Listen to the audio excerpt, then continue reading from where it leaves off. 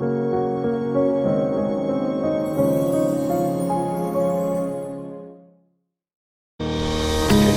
gets open, and I don't even know the numbers they're throwing up now, but I mean they'll do $50,000 days out of that space some days, which in that part of Oakland, there's not a lot of people that can say they're doing north of 3 million. I mean, I think honestly, even getting to 2 million in an F&B outpost is a nice milestone to get to. But when you eclipse the 5 and the 6 million mark, which I'm fairly confident they're doing somewhere above that, you're kind of in a new echelon of That's crazy. operations. And okay, so and then at that point, like our company just hits critical mass, and like we're getting phone calls from people we don't know, and it's been kind of a fun roller coaster ride. And I'll be honest, there were multiple times in that whole process and in that story where I was ready to give up, or just be like, no, I'm just gonna go get a normal job. I can relate to that. Yeah, and you know, some intersection of luck, timing, and will kind of worked out in our favor, and we're still trucking along. So I think that's about as tightly as I can kind of summarize my professional experience in getting to a point where, you know, here we are in a space like this, and we get to talk about cocktails and all these other amazing things that are happening with the industry. So I've counted like 75 life lessons and I stopped, so there's no point. Yeah. So I hope you guys are paying attention, because if there is a more compelling rags to riches story, you need to let me know. This is really quite something. I just have one question. Sure. For now. I have more later. Sure. Where does your stamina come from? It's going to sound cheesy, and it almost sounds sacrilegious for saying this on Father's Day, because we're here at the Lock and Union Distillery on Father's Day, and real talk, my dad is an amazing human being, no doubt. But my mom, and everybody says this about their mom because, you know, whatever. My mom is arguably the best human being on the planet. My parents got divorced when I was 2, and I watched my mom do things to make a better life for my brother and I that I would never unselfishly do. Well, maybe shouldn't say never. The likelihood of me being as unselfish as she was in the process of us growing up is relatively nothing. And I mean, like, she would give blood all year to be able to afford money to get us new school clothes for school. And not because we needed new school clothes, but because we lived in an area that we couldn't afford to live in, because my mom spent all of her money on rent so that we could be in an area that had better schools. And I'm like, and at the time I didn't know this, you know, my stepdad told me this years and years later, but, you know, I was like, this woman was willing to give blood all year to buy us clothes that we didn't need so that we wouldn't get made fun of by the rich kids that we went to school with, so we could get a better education. And I watched my mom like constantly get up and go to bat for my brother and I, and yeah, and honestly, I've never met a person in my life that was equally as strong and like, you know, present as she is, and compassionate at the same time. And then, you know, summers growing up as a kid, we would go back to my grandparents' farm in Mississippi, and, you know, it was always like, hey, you guys get to go play on the farm in the summertime. Well, it was harvest season, let's be real. So my brother and I were getting shipped off to go help out with the, you know, with farming and everything else. And don't get me wrong, as a young kid, that was amazing, and it was fun. But, you know, we were still working. Hard work. Yeah, but we, you know, it was a combination of hard work and family time, and then also, you know, a young single mom that has to work as hard as she does. She got, you know, 2 months a year to kind of have a life and maybe go on some dates, or just, you know, not have to worry about her 2 kids. So we would spend about a month and a half, 2 months every summer at my grandparents' house in this tiny, tiny little town in Mississippi called Good Hope. And I remember the first time I got there, and I'm looking around, and I'm looking at the bedrooms in the house, and I was like, wait, you guys had 5 kids. Where did they all sleep? And my grandma's like, oh, you know, your mom and her sisters slept in this room. I'm like, this room's like a shoebox, and there's only a bed. Where did they all sleep? She's like, they all slept in the bed. I'm like, they all slept in a full-size bed? She's like, yeah. I'm like, every night? She's like, yeah. And I'm like, how long did that go on until? And she's like, well, until her oldest sister moved out, and then her middle sister, because my mom's the youngest of 3 girls. Like, my mom grew up in a house where she slept in the same bed with 2 sisters. Like, they didn't have indoor plumbing, I think, until she was like 5. And it's like, I listen to young 20, and I'm not trying to bash young people for the sake of bashing young people, because that story's been played out. But like, I listen to young people who have all of the material, wealth in the world comparative to, some of the generations that have come before us, complaining about the things that they don't have. And I understand inequality is a real thing, but I was like, man, a little historical perspective would go a really long way in some of these people's lives. And it's like, I couldn't even imagine not having indoor plumbing, let alone sleeping in a bed with 2 daughters, let alone getting married at the age of 16 to get out of the house because your parents are so controlling because, they're hardcore, Christian fundamentalists from the South. And I look at what my mom was able to accomplish over her life, and I think it's like I'm continually getting dealt like the 2-9 hand in Texas Hold'em, I think, which is like the worst hand you can get. But imagine getting like 2-9 every hand and still managing to maybe not win the entire tournament, but place really well.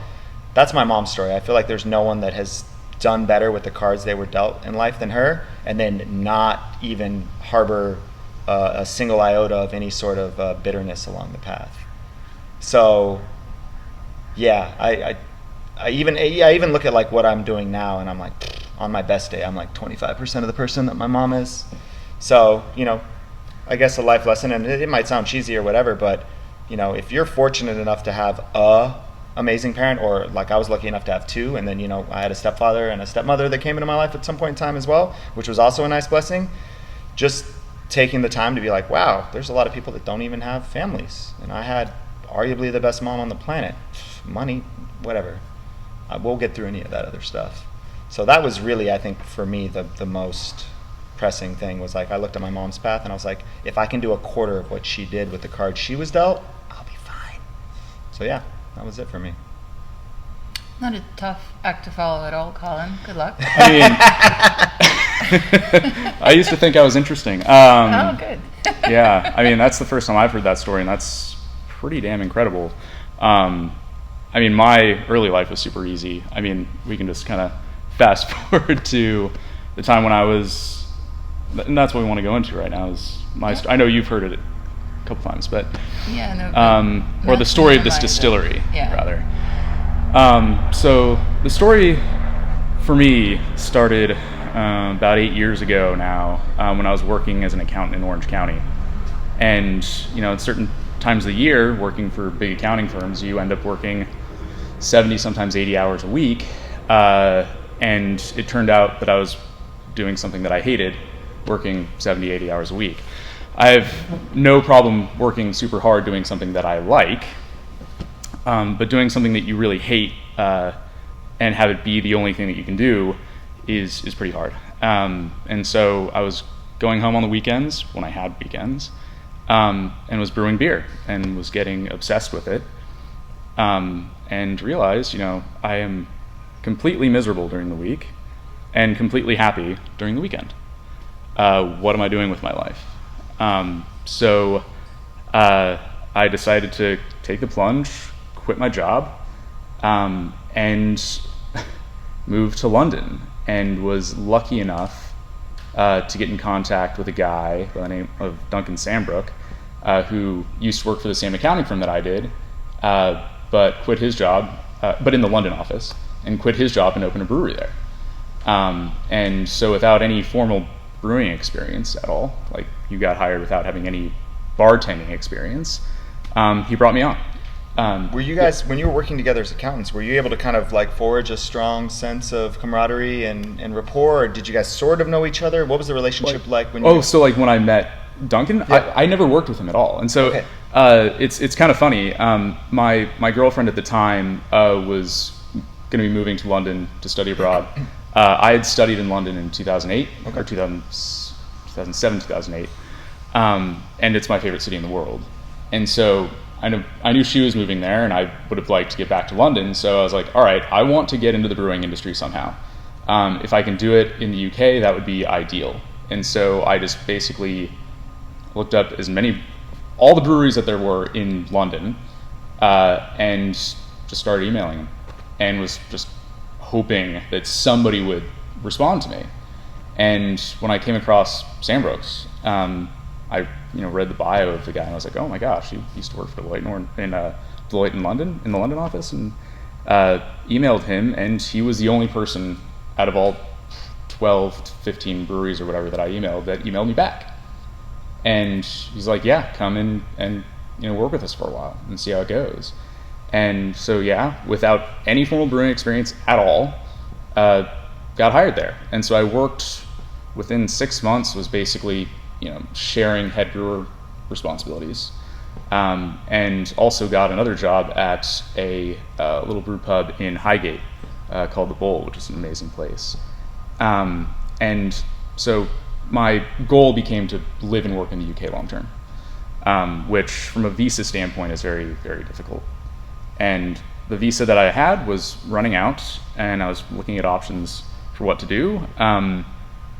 My girlfriend was American, so I couldn't go off and marry somebody for a visa, which is probably the easiest option, frankly. But it turns out if you get a degree from a UK university, the visa rules become not easy, but Easier. It's possible. So I ended up applying to Harriet Watt University in Edinburgh, Scotland. They have the famous brewing and distilling program there. And usually you have to have a science degree in order to be accepted. I didn't, but I wrote, I guess, was a pretty good essay. And they ended up accepting me into the master's program there, the year-long master's program. So I moved there, and being in Scotland obviously is pretty conducive to getting into Scotch whiskey. And distilling was a major part of the program. So I kind of found over time my focus shifting, not necessarily away from beer, because I see, at least with like whiskey distilling, it's more or less taking the brewing process, or a big part of the brewing process, and tacking something else onto it. So people kind of thought that I was switching focus. I don't really think about it that way. Distilling I just see as kind of adding this whole other world to what I was doing already. And that interest kept growing and growing, and it must have been knocking around in the back of my head somewhere. But I was on a plane flight home for winter break, and I was like, I should open a distillery. Like, that's what I should be doing. Because, I didn't want to be working for somebody else the rest of my life either. And, with the kind of money that you make in the brewing industry, it's kind of hard actually to get by long term as well. So I got off the plane, told my parents that's what I was doing. They thought I was crazy, but I had already done something crazy before, and it seemed to be working out okay. So they were, very supportive of me. So I went back to Scotland, started working on, what this distillery was going to be. I started designing the stills with one of my professors there, and the stills themselves, basically I just took this amalgam of some of the distilleries that I really like in Scotland. Like Ardbegg's a big inspiration for these stills. Benriach, Benromic, Kilchoman, distilleries like that. You're just tugging at all my heartstrings right now, by the way. Right, awesome. And so basically I just, as best as I could, found what the dimensions were of those stills, popped them together, took them to my professor, and was like, is this crazy? Will this work? I can actually show you the original still designs if you'd like to see them. And he was like, this is brilliant. And then I asked him where I should get the stills built, and he said without any hesitation, Carl. And Carl is not a person, Carl's a company, famous still manufacturer in Germany. And the other option would have been Forsyth to make the stills, which is the famous Scottish company. But Carl really turned out, you can see it here, they're incredible. So at that point, let me see if I can get my thought process back online. I had to figure out where to put the distillery. Sure. So I was getting far enough along with the design of the stills, at least. And I started thinking about, because whiskey was the main focus at the time, where in the world can I get for barrels, variety and quality in a small geographic area? And Napa really is it. I mean, we have two of the best cooperages in the world here, Skidmore and Demptos, which are just right down the road from me. Plus, we have the whole used barrel market here, which is a big part of what we do on the whiskey side of things. Figured out wanted to be in Napa. Teamed up with who's my business partner now, Matt Meyer. Found out funding and came over here and tried to find a place to put the thing. And originally, I thought it would be more or less impossible to be actually in Napa County, because there are a lot of big name, big money people who've tried to put large scale distilleries here that haven't been able to do it.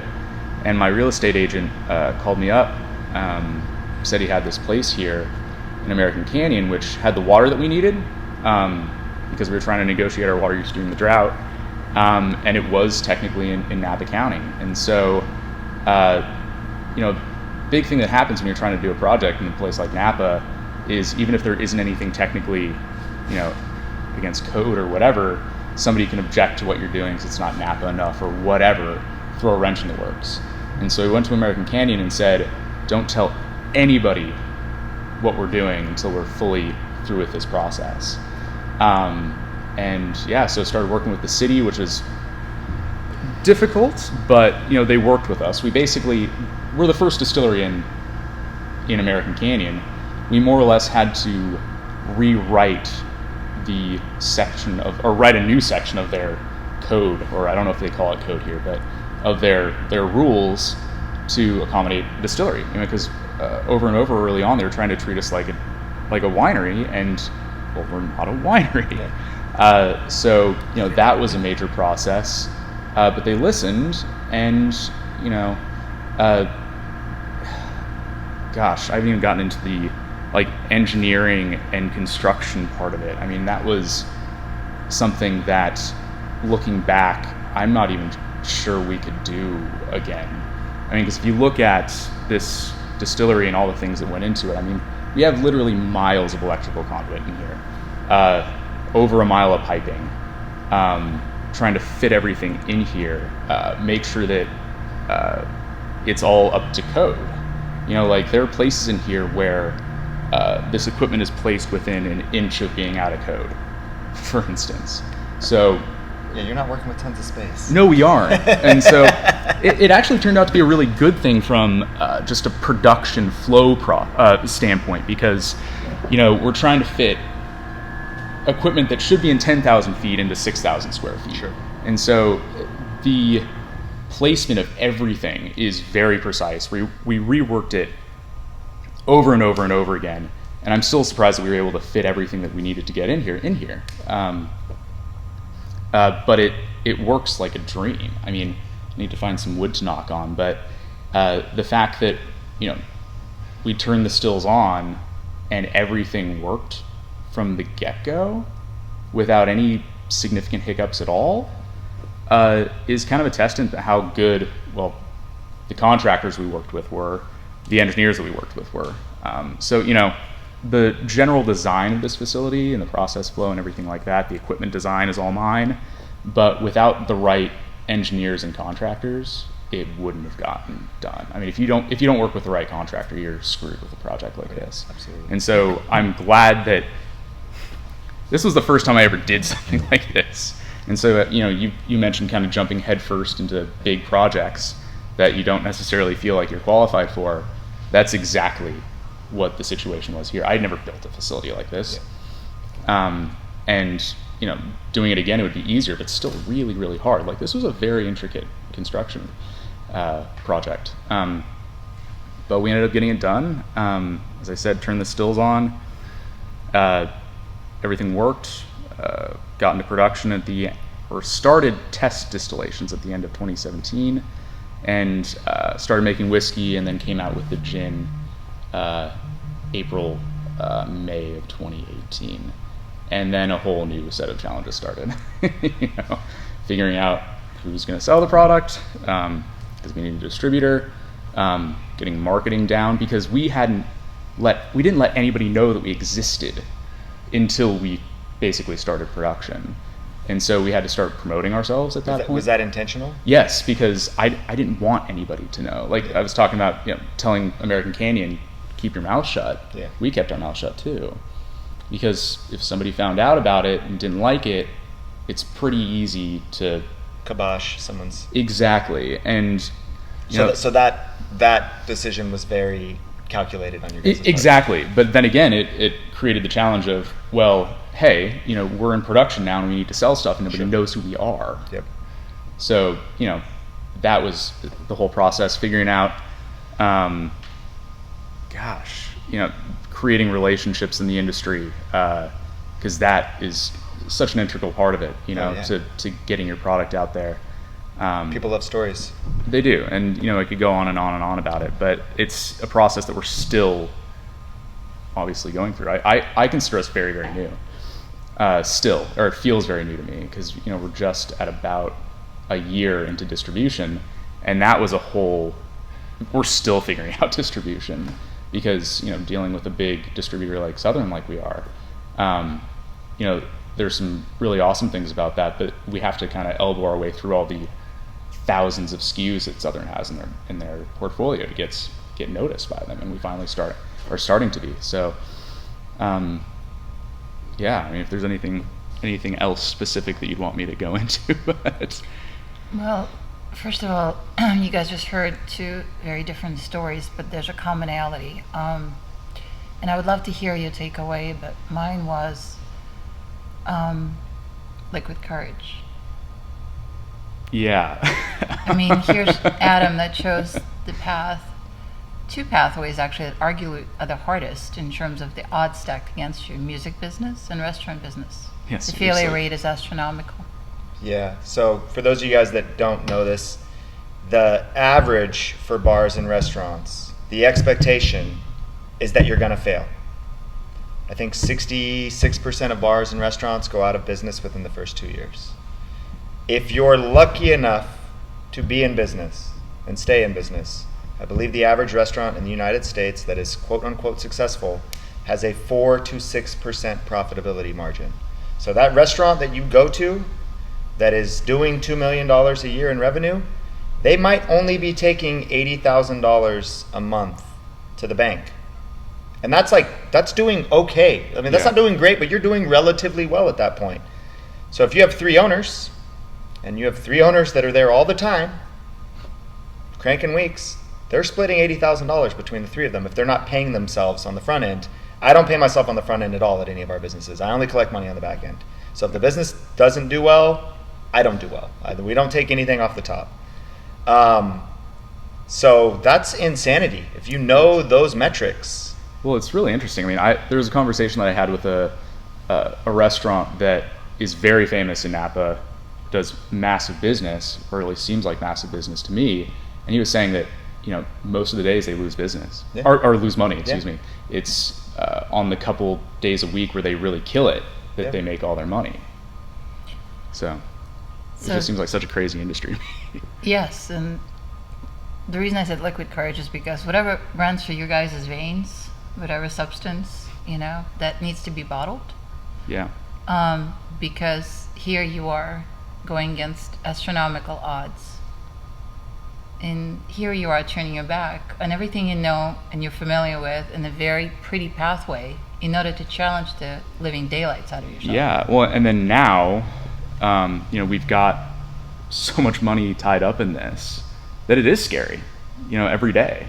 And the responsibilities that I have to the people that work here, to make sure that they have a job going forward, to the investors that put all the money into this.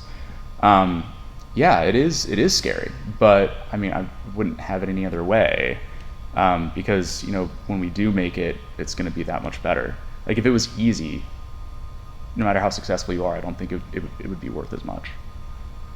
So the lesson is, no matter what, how scary, how challenging, how much you're filled with self-doubt, do it anyway? I think if that's the type of person that you are, then I think you need to do that for yourself and you need to move forward in that capacity. And I think this whole conversation starts with taking a really long look in the mirror and like being completely honest with yourself. Don't blow smoke up at your ass about what you think you're good at. Just be exceptionally honest with yourself and be like, if I get an opportunity, like I'll give you an anecdotal comparison. the Warriors just lost a really heart-wrenching NBA Finals, and Steph Curry's getting a lot of heat for missing that shot at the end of Game 6 that would have, in theory, put him into a Game 7. And he gives a after game interview, and people are giving him a hard time about missing the shot. And there's a lot of haters on social media and other media outlets that are giving him a hard time about missing the shot. But he was like, you know what? I had an opportunity to take a shot to put my team into a Game 7. I will take that shot 100 times out of 100. I don't care if I miss it every time. That's a championship mentality. Some people have that in their veins. Some people don't. Some people can maybe learn that. I think that there's probably a spectrum of that. And I have friends that are so entrepreneurial in nature that they don't know how to do anything other than that. That's just in their blood. There's that middle section of people that could maybe learn it if they committed themselves. And then I know people that are like, nope, I want zero part of that. I want to clock in. I want to clock out. I want to get my paycheck. Yeah. I want to go home. And there's no right answer. Wherever you are on that spectrum, I think it has to start with you being honest with yourself and asking yourself, like, what is it really that makes me churn and really make me move? And then, in my personal situation, I'm fortunate enough to have an amazing girlfriend who's on the opposite side of the spectrum as me.